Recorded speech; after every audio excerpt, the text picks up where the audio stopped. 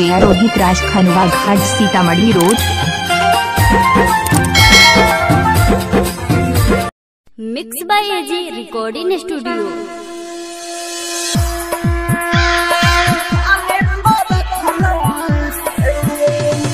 DJ Kanchan राज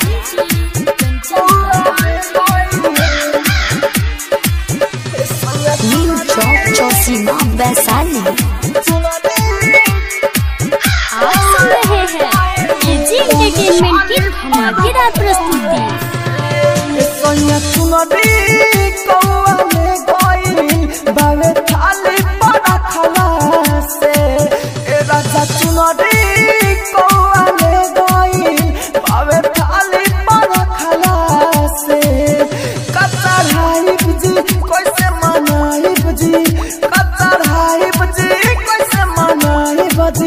नहीं दे मंगला से सैया चुनरी कौआले गइल बावे थाली पर रखला से।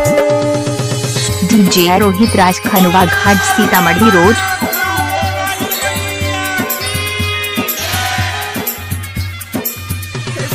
DJ Kanchan Raj new Chowk Chausima Vaishali. चुनरी में सुनरी लग समैया जाई के दोसर लाई दीना मोर सैया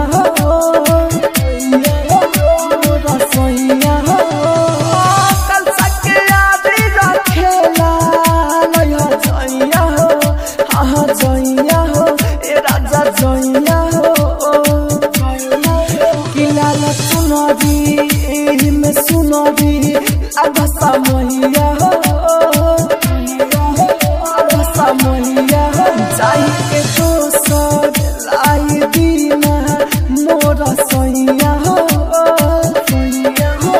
मोर सैया कल सके याद रखेला लया जैया हो आह जैया हो आह जैया हो।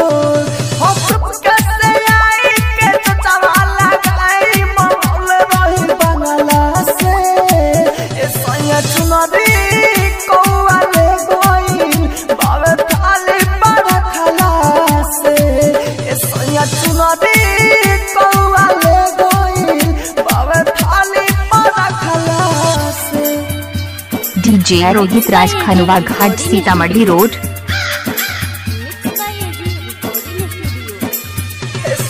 डीजे कंचन राज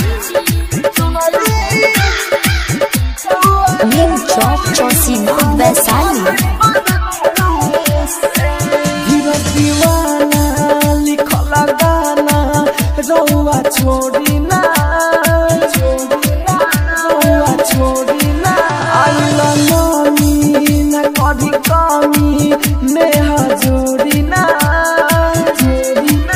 नेहा जोड़ी ना पानी बतिया हमार मुँह मोड़ना एती हम मोड़ना हम मोड़ना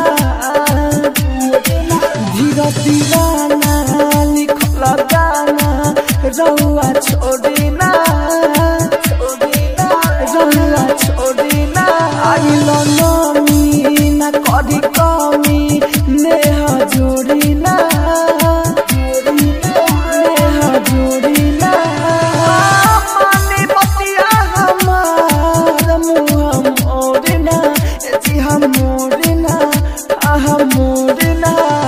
राहुल राजा धानी ले आइल गंगा पानी दीपक देखला सजंगला से सैया चुनरी कौआले गइल बावे थाली पर रखला से सैया चुनरी कौआले गइल बावे थाली पर रखला से।